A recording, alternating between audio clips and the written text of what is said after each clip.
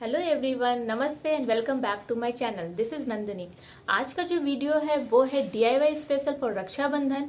तो आज मैंने बनाया है क्यूलिंग राखी फॉर भाई एंड भाभी, और ये साथ में पूजा का थाली और 2 बॉक्स भी है। तो चलिए मैं आपको दिखाती हूँ ये कंप्लीट रक्षाबंधन स्पेशल सेट। तो सबसे पहले ये है राखी, भाई के लिए।